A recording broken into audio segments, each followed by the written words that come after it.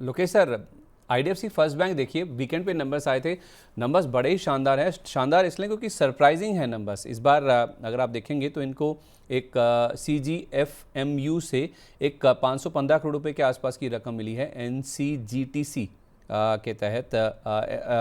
CGFMU scheme के तहत NCGTC से ये रकम मिली है, जिस वजह से आप देखिए इनका जो मुनाफा है 2.3 गुना हो गया। प्रोविजंस भी आप देखेंगे तो 31% घटकर आए हैं। एनआईए में अच्छा जंप है 21% का। ग्रॉस नेट एनपीए दोनों में कमी आई है अगर आप सीक्वेंशियल आधार पर देखेंगे। आईडीएफसी फर्स्ट बैंक सर काफ़ी टाइम के बाद इतना बड़ा मूव स्टॉक में देखने को मिला। हालांकि ऊपरी स्तरों पर टिक नहीं पाया है।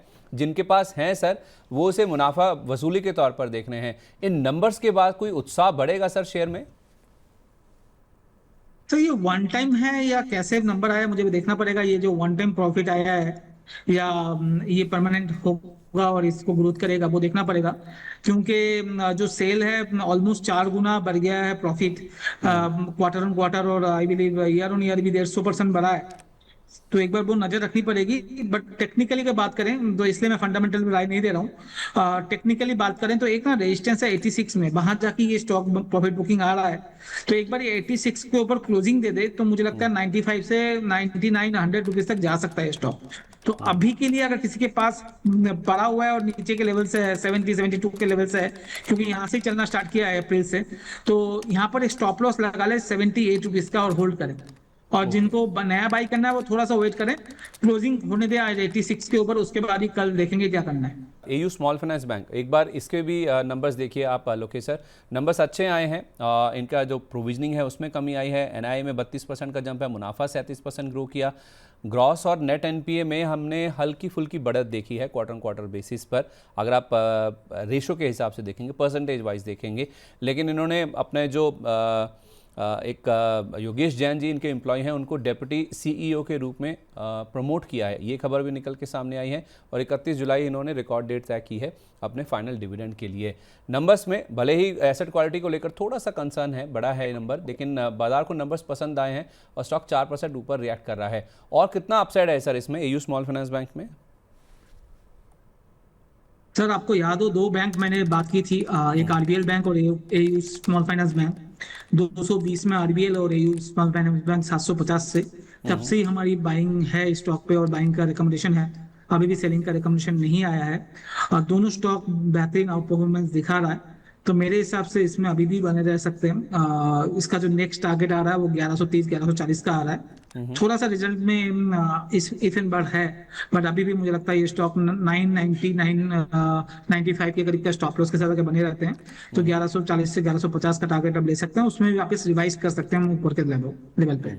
सबसे पहले IDFC first bank sir, numbers का इंपैक्ट है जिस वजह से हमने देखा है 9% तक भी उछल गया था, लेकिन हायर लेवल्स पे थोड़ी प्रॉफिट बुकिंग भी हो रही है।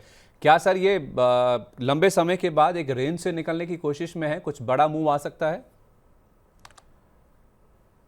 सर आज की कैंडल थोड़ी सी गड़बड़ है, हाई पे खुल के लो पे खड़ी है। But overall that being said, इस पे आईडीएफसी फर्स्ट बैंक पे हम हमेशा बुलिश रहे हैं। डिप्स पे ऐड भी किया इन्वेस्टर्स ने।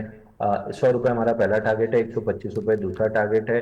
तो आज की गैप अप ओपनिंग अच्छी है। ऊपर से नीचे आ गया, थोड़ा सा खराब है, but from a trading perspective हम इसको कभी लेते नहीं है। तो ये शॉर्ट टर्म मूव का हमको कोई खास अंतर नहीं समझ में आ रहा है। ओवरऑल हम मान के चल रहे हैं कि 100 रुपये 125 रुपये जाएगा। तो इन्वेस्टर्स अभी होल्ड कर रहे हैं। ट्रेडर्स के लिए कभी ना था ना है, आगे कभी हो जाए तो अलग बात है। तो ट्रेडर प्रोस्पेक्टिव से हम इसको नहीं देखते। 100-125 रुपये जाते हुए दिख रहा है। कोई स्टॉप लॉस सर अभी अगर कोई होल्ड करता है तो इन लेवल्स पर? और सर हम अभी 74 रुपये का स्टॉप लॉस लेके चल रहे हैं। 74 टूटा, मतलब 74 हमको लग नहीं रहा टूटेगा। अगर टूटा तो रिव्यू करेंगे, बट 100-125 रुपये जाने की प्रोबेबिलिटी बहुत हाई है। डीसीबी बैंक के भी नंबर्स का इंपैक्ट है सर। नंबर्स अच्छे आए हैं और नंबर्स की वजह से ही स्टॉक में हम देख रहे हैं कि एक्शन पॉजिटिव साइड पर बन रहा है। 35% जो इनका मुनाफा बढ़कर आया उसमें प्रोविजनिंग का बड़ा हाथ है, जो 115 करोड़ से घटकर 57% आ गई। ऑलमोस्ट 50% का फॉल है इसमें। एनआई में 18% का जंप है और ग्रॉस नेट एनपीए में हल्का सही, लेकिन हाँ सुधार देखने को मिला। तो बाजार ने इन नंबर्स को पसंद किया है। निजी बैंकों में सर डीसीबी बैंक कहाँ खड़ा है आपके हिसाब से? सर देखिए, मैं बहुत इंटरेस्टेड नहीं हूँ इस चार्ट में, क्योंकि सामने मेरे को आईडीएफसी फर्स्ट बैंक और उज्जीवन में थोड़ा सा ज्यादा अच्छा पैटर्न दिख रहा है। बट जब तक 201 रुपये वापस अगर रिक्लेम कर लेता है तो फिर देखिए, अभी जब तक 158 नहीं टूटा है, slow and study staircase fashion में ऊपर की तरफ रहेगा।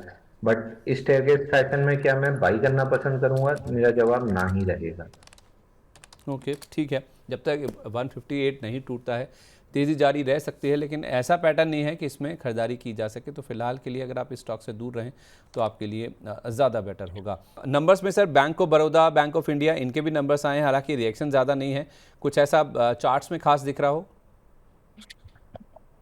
अच्छा, सरकारी बैंक में बहुत अच्छा तो मेरे को कुछ भी नहीं दिख रहा है। मैं यूनियन बैंक पे ही फिर स्टिक करना चाहूंगा, लेकिन वो भी बहुत अच्छा नहीं चल रहा है। तो एटलीस्ट चार्ट पैटर्न के हिसाब से would stick to Union bank.